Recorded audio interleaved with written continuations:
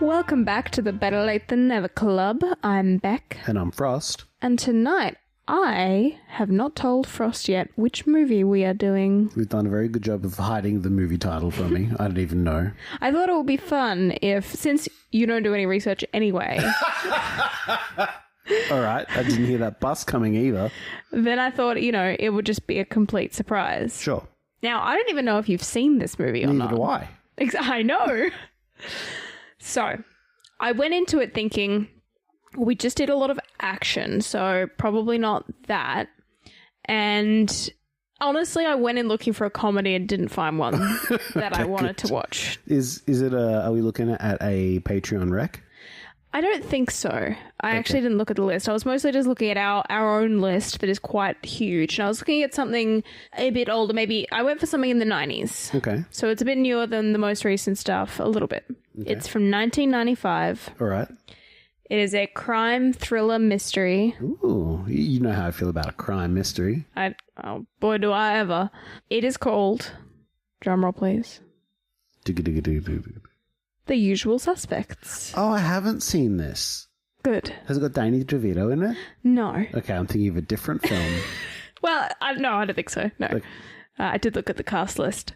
So I picked this one out because, A, those are really good genres that we both enjoy. It is more on the serious side, obviously, like it's thriller, it's whatever. But it rates pretty highly. There was one point in time where I almost decided not to do it, and that is because two of the people involved in this movie, the director, who I'll talk about in a second, and one of the main actors, both have like several horrible allegations of abuse against them. Yeah. And so I was like, look, we could not watch this film. We're not going to watch it in a way that's going to give them any money anyway. It's not like watching a movie when it's fresh out in cinemas and you're essentially advertising it, right? Or, you know what I mean? Amping it up. This is a almost 30-year-old film. So, and it to me, it's a bit like talking about history at this point, right? We all support Lovecraft, or rather Lovecraft's estate. He wasn't a great guy. But, right. We have... But he's long dead, right? Well, I mean, yes. So you could argue there's a difference there. So these two men are still alive. Before we watch this, we should go and kill the people. Well, they're both... I don't think either of them have actually ever been charged with it. Or if they have been charged. Either way, we'll talk about them. Okay. We won't be talking about that stuff so much. I just wanted to address it at the top, that I know. And we are practicing a little bit of separating the art from the artist, because I think that in this case, it isn't harmful. You know what I mean? And plenty of other people worked on the film as well. Sure, yeah. So, The Usual Suspects. I don't know anything about The Usual Suspects, so I don't even know which actor or which director you would be talking about. Let's start with the director. So our director is a man called Bryan Singer. Name does not ring a bell. Well, I'm surprised, because I had heard of him kind of on two counts. I think I'd heard of him as a director, and then also because of these allegations. Yeah. So he directed a bunch of stuff. As usual, I wrote down the ones that I thought we would know. Sure. X-Men, X2, X-Men Days of Future Past, really? X-Men Apocalypse. I mean, we've seen most of those. Yeah. I did not know the director's name. He also did Superman Returns, which was another kind of superhero type. That's not one of the Henry Cavill Supermans, is it? I don't think so. Yeah. I honestly don't know. I haven't seen like any Superman film, which is kind of random. Somehow I've avoided it. Not on purpose, but... You should do a Superman weekend. Yeah, maybe. So those are probably his biggest films. He also did, I think his last film that he directed was back in 2019, which was the Bohemian Rhapsody movie. With the biopic. Yeah. He's done some pretty big films, obviously. That's and a lot of superhero... Fairly successful type for the most movies. part. Obviously, this is not that. This movie, I think, was one of his... I think it was like his third movie that he directed. Or it was his third movie on his filmography. Sure. So, pretty early on, and perhaps one of his, like, breakout movies, probably. I'm going to be honest, I sort of didn't look into him any further because I was just like, I don't really want to know more about this man. Yeah. But I wanted to see what repertoire he's working from. What's the allegations that you have on this man? Like, what's he in court for? What do we have him for? He's done crimes. He's gotten away with them.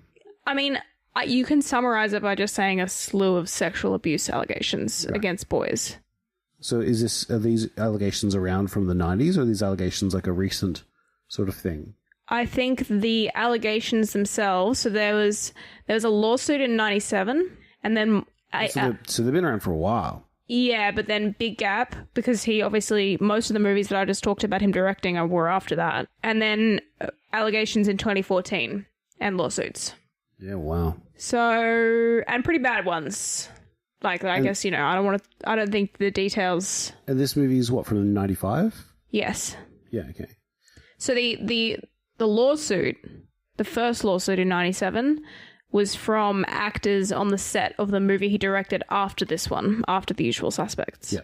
So who knows? I mean, look, I believe victims, and, the numbers speak for themselves, I think. I mean, yeah, typically directors, like Catholic priests, don't have a great track record in that any number is too high for a profession to be known as, like, sexual abusers. That's a... Yeah, pretty much. That's a problem. If your profession is associated with that, it is on you to make that not be the reality. Right. So the film industry does have a pretty bad track record for men especially abusing their positions of power against the young especially, and that is where his started, was against teenage boys. Yeah, I'm not shocked. So yeah. I mean, I'm shocked. I'm not surprised. Yeah, exactly. So... What about our cast? Our cast, there was quite a few names. Now, what I sort of do when I look at the cast list is there's names that I recognized immediately. The two that I recognized immediately was problem number 2, Kevin Spacey. Oh, yeah. And then also Stephen Baldwin, brother of Alec Baldwin. Baldwin brother. I was going to say... Yeah. Baldwin. Why is that so familiar? Yeah, no, I mean, there's like 14 Baldwins and they all act, I'm pretty sure. Okay. Yeah. Anyway, so now what I also do is I click into all of the links for like the other main actors, and I actually recognized visually a fair few of them as actors that have been around the chops. I mean, is that a phrase? Been around the chops? I think you've... Well, making it now. I think that's a metaphor, right? It's... Probably. Yeah. Anyway, so I didn't recognize their names though, because it's that kind of thing of like, oh, it's that guy that's around I've and seen in him things. in 90s movies. So there's a few of them, but the main actors, Kevin Spacey, I think, is one of the main people in this. I think. Again, I didn't want to read the plot too hard because it's a mystery. So you don't want to be like, okay, well, who's our main, because that could reveal too much. So what's interesting about this is, for some reason, I think of The Usual Suspects, and what I think of is like a mafia crime mystery thriller. Right. But I also think of Danny DeVito. And I also think of it as a comedy. So I obviously am conflating two films. Probably, yeah. One of which that Danny DeVito is a comic lead in, that is like mafia-based, maybe. Let's see if that like might have even come out around the same time as Usual Suspects. All I'm saying is if there's not a Danny DeVito cameo, this movie is already going to lose a point. Because this is peak Danny DeVito time. Sure. But it's not Danny. He's not in it. Yeah, well, I just need you to know I'm that. devastated. I looked at like the whole cast list and I definitely would have recognized Danny DeVito's name. So you can put that hope aside. So like I said, this movie rated pretty well. It won a couple of Oscars. Kevin Spacey won an Oscar for Best Supporting Actor, and it also won Best Original Screenplay. Interesting. It was shot in 35 days, which I wrote down as kind of interesting fact because that's really short. It had a budget of $5.5 million. With an M. And that's kind of all I know, except for the tiny blurb that I read. That's all you on it. Well, it was, I mean, I try and read as little as possible. But yeah, it involves like a crime gang, I think, and a mystery. Yeah. I've heard of this film, so I'm keen to watch it. I do like this kind of film. Yeah. It is really hard for me, this is just like a random tidbit, it is really hard for me not to see Kevin Spacey and see the Call of Duty video game character that Kevin Spacey did in Call of Duty. Oh, interesting. Which is one of the most recent things I'd seen him in, and that's saying something. I mean, he hasn't been around in a while. Well, yeah, but so yeah. Relative to his career, this was not very recent. But digital Kevin Spacey is very unsettling. Yeah. It's like Uncanny Valley, Uncanny Spacey. Yeah, I mean, I don't think I really thought two things about Kevin Spacey before everything went down with him and his career disappeared. Yeah. As it should. But now I agree. I think it doesn't help that it's like that's the association, right? He's got creepy man face. Yes. You know the meme, press F to pay respects? Yeah. This is that game. Well, I know that. Yeah, I know Call of Duty is that. But you mean that specific Call of Duty? Specifically, press F to pay respects. This is doing numbers for a very specific crowd of Call of Duty crossover fans with our podcast. Really not hitting for some others. Just for those who want to know, press F to pay respects. Kevin Spacey's digital avatar is watching you press F. Good. So feel real uneasy next time you say that. Well, I think we should dive right in, find out what makes this crime thriller a mystery, and how we feel about looking at Kevin Spacey's face for maybe an elongated length of time. How long is this film, speaking of elongated time? Great question. That isn't something I wrote down. Because I'm finding more and more that the runtime of a film... really affects our rating? Yeah. An hour 46. A respectable length. Respectable, pretty nominal, not too long, not too short. Correct. Well, all right, I'm ready. You are? Honestly, silence your phone and let's get going. Hang on, there's Thai food at stake. There's absolutely no way this thing's getting silenced.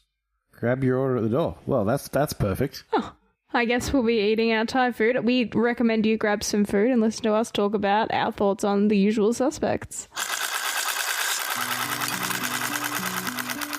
First, we find ourselves bearing witness to an execution aboard a soon-to-be burning boat. This is the beginning of an intense investigation during which many mysteries are unveiled.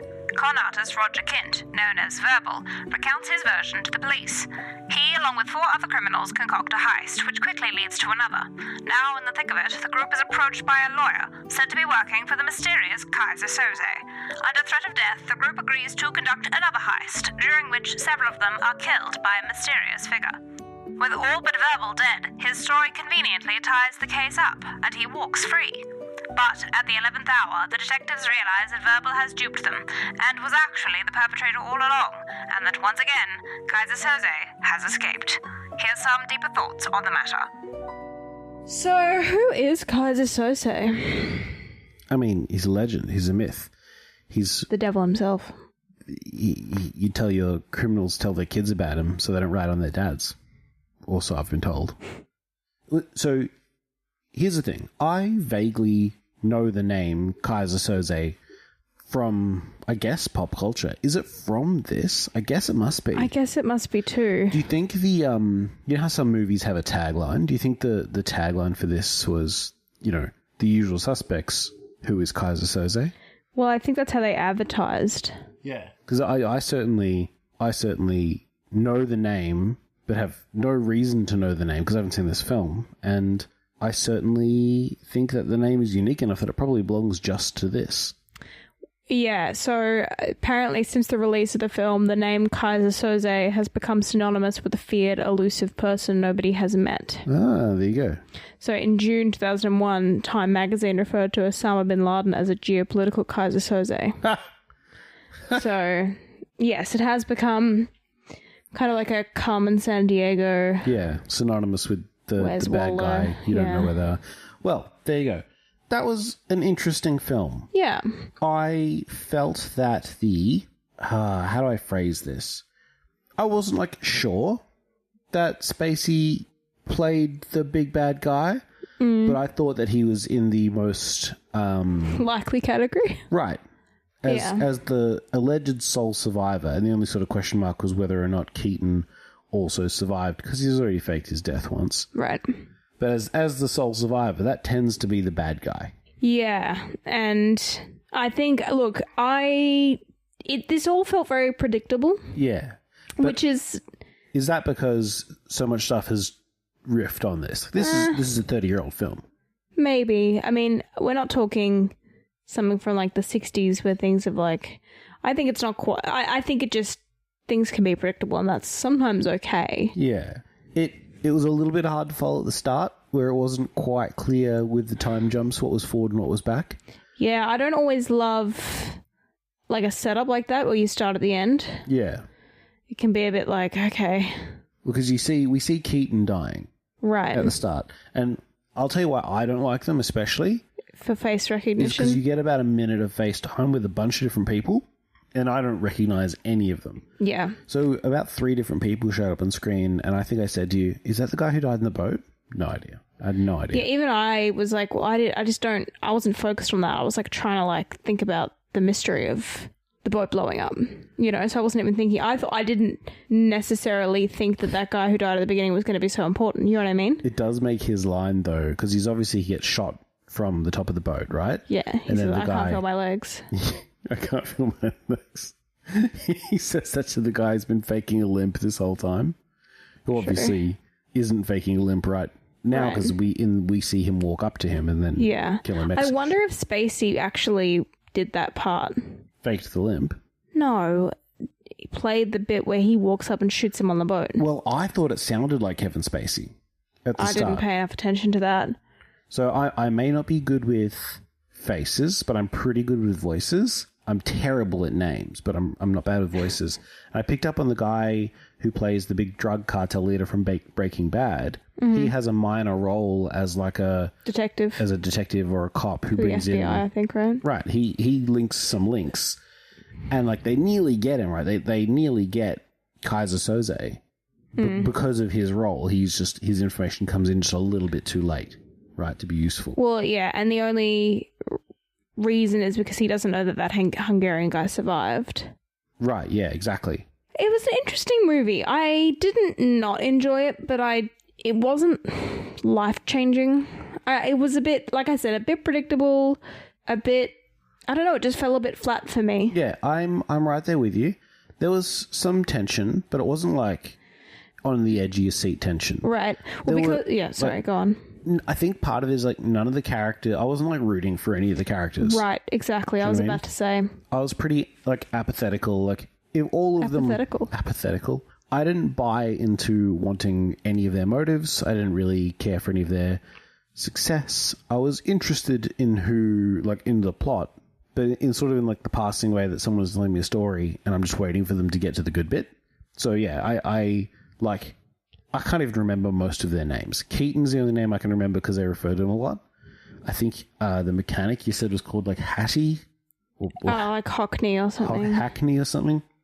I can't remember the psycho gun nut's name. It was like Irish. It was like... Yeah, I don't know. Mester. And then there was Fletcher or Flannery or whatever. Fenster. Fenster, something like that. I agree with you. I think ultimately, because they're all bad people from the get-go, right? Yeah. And none of them are explained to be like, oh, he's only a criminal because he's Robin Hooding that money, or he's only in it because blah, blah, blah. The only time they're threatened is at the end when Soze or via Kobayashi threatens their families. Yeah. Right?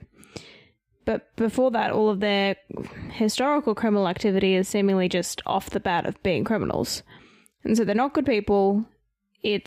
You kind of want to see them succeed only because you want to see the result. Yeah. And for them to find out who Keyser Soze is. Yeah, exactly. They are like, because they are our vehicle for plot, that's like the only reason you want them to survive. And so it's like, well... And that's the worst reason. That's the worst reason, exactly. Because plot can happen without them. Yeah. And so, yeah, the whole thing was a bit, you don't know who to root for, and the story isn't interesting enough without someone to root for. Right. Does that make sense? Yeah. Like, at the core of it, it's meant to be the who is Keyser Soze is meant to be... Enough of a hook and enough of a driving force for you to be like, whoa, what a film that I was like really wanting to see the next scene and get through, like a book, like a page turner, right, but for a movie. Yeah. And it just wasn't that. Like 3/4 of the way through, we could have turned it off and I could have been like, it was probably one of these three guys. Yeah. And I wouldn't have lost sleep over not knowing because I was like, oh, so it's going to be one of the bad guys. Cool. Yeah. It's also this weird part of some of the parts of the film that I was like, oh, this is kind of lame because it's not very good storytelling, right? Is the scene in the hotel, or sorry, in the big multi-story building where they hijack the elevator and they take Kobayashi. And I realized at the end, actually that whole thing, made up story. None of it actually was true. None of the words that Kevin Spacey's character said can be trusted. And the whole story is told through an unreliable narrator's perspective. With made-up names, made-up facts. In fact, it tells us explicitly at the end that everything he said was made up on Pretty the much. spot, right? With no exception, basically. Oh, well, yeah. I mean, obviously, like, there were parts that the police did know about, so he like worked around that. Yeah, he fit those into his story. But it's still like that. So that bit, which I was like, oh, this is unbelievable, because what they really should have done is taken the lawyer hostage. Because if anyone's got links to Soze, it's the lawyer. Right. So who, like, it doesn't matter that he's got you're like the woman that you like. The other three guys aren't going to respect that. The other three guys are going to be like, oh, so he's so powerful, let's take his lawyer because let's call his bluff, basically. He's already killed one of us. And I was like, I don't like that part of the story. And then I realized, it's probably not true at all. There's there's a reason it's thin, because it probably didn't happen. Right. The whole movie is basically, and I woke up and it was a dream. Yeah. A lot of that, yeah, for sure. I mean, obviously the intent is that Kevin Spacey's character, Verbal, was setting up Keaton as Keyser Soze. Yeah. Because he needed, much like Keaton killed himself off once. Yeah. Verbal was killing him off for real. Well, was attempting to repeat the incident. He was going to set him up as Keyser Soze. Yeah. Which he did kind of do, and that's how he got away. It would have worked if, like you said, the Hungarian sailor hadn't survived. Kids. So, interesting story. It just missed for me. Yeah, I think it honestly might have worked better as a book. I know that sounds weird to say, but I think that unreliable narrators are interesting in books because you're not getting the verbal or visual kind of clue in that a movie sort of has like a through line of like, almost like breadcrumbing of like who is bad and who, whatever. I don't know. What I'm saying is a twist like that, it just didn't work really as a twist. Yeah. If that's what they were going for. And maybe it's too cerebral for us, but I don't know. Yeah, if we've really missed a layer here of meaning, let me know. But look, it was fine. It was... here's the thing. It wasn't too long, but it felt long. Do you know what I mean? Right. Again, talking about how it felt like a dragged. I was happy that it was over, which is never a good sign. No, not a good sign. So I'm interested that Kevin Spacey won a supporting actor Oscar. Must have been a bad year for film. Yeah, I don't know. I mean, I guess Kevin Spacey was seen as, I mean, like, you could argue that, like, oh, he did a really good job of acting as someone with cerebral palsy, but, like, I think his acting was fine. It wasn't incredible, in my opinion. Anyway, I think we should rate this despite our feelings. This is going to be, I think, one of our shortest reviews in a long time because I'm racking my brains for things to say. And there's not a lot. Like, the music was okay. The soundscape. Yeah, I did note at the start during the credits that the musical director was Ottman, not Ottoman. John Ottman, I think. Yeah, that sounds right. And I thought that was a fun little last name. Yeah, it had some interesting musical interlude moments. You know, I thought that was fun.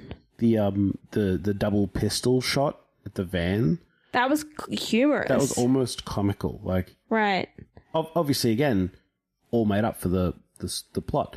Those two bodyguards and the jeweler are almost certainly actually dead, but that's probably not how it went down. Right? So... yeah, I don't know. It is... and then that's, you know, we looked up midway through the movie if Peter... what is his name? Thistlethwaite? Postlethwaite was doing brownface or not, and he was. Yeah. Yep.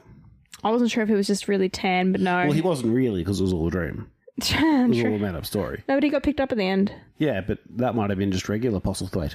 Anyway, so that's never a good sign for a movie. Yeah, a couple of slurs here and there, which, you know, they're all criminals, so they're acting the part, but definitely a product of its time. Right. I mean, yeah, that's more of like the kind of people they were that was demonstrating that. Yeah. That's more, yeah. Anyway, look, I think it's interesting that I now know where Keyser Soze comes from. Yeah. Honestly, that's my biggest takeaway from this movie. 100%. Like, a name that was locked away in my brain. He's this, like, when the movie reveals the Keyser Soze for the first time you hear it, there's this burnt Hungarian sailor yelling the name Keyser Soze. And a bunch of other Hungarian, I presume it's like it's really hard to tell because the audio was really messy. And the cop turns around and really looks in on him like it's an important name. And I'm like, am I meant to know this name? Right. Because I know this name. Like, this name is familiar to me. Yeah. Is it, like, actually a famous person from history? Why is this important? Right. Anyway, this film and its advertising must have penetrated my brain so hard and just said, hey, remember this? Well, like it said, Who is Keyser Soze? I mean, like I just read, Time Magazine was using it as a reference name to reference a type of person, and it's obviously stuck in the craw of public knowledge. Keyser Soze is the zeitgeist of the bad guy. Well, specifically elusive, faceless. Yep. You know, no one's ever met him type. Well, I think I'm ready to rate this. Why don't you go first? I'm going to go simple with this one. I'm going to give it a flat 6 police lineups out of 10. Well, then I'll give it 6.5. Who was Keyser Soze's out of 10? That is the question. I was going to give it 7, and then I remembered Danny DeVito wasn't in it, so I had to pull some extra points off the top. Yeah, fair enough. Because if they'd had Danny you've got to DeVito... apply that to every film going forward that doesn't have Danny DeVito in it. It's more that I wanted Danny DeVito to be in it really badly.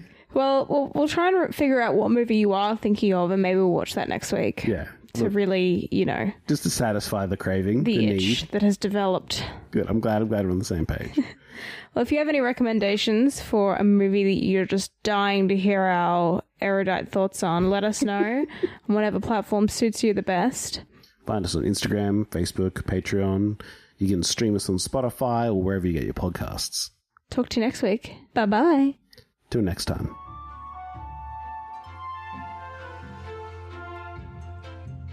This episode of the Better Late Than Never Club is brought to you by our patrons: Alex, Christopher, Lindy, Matthew, Nathan, and Rachel. And also our members: Aimless, Andrew, Raina, Salty Pond, and Simon. Thank you for listening.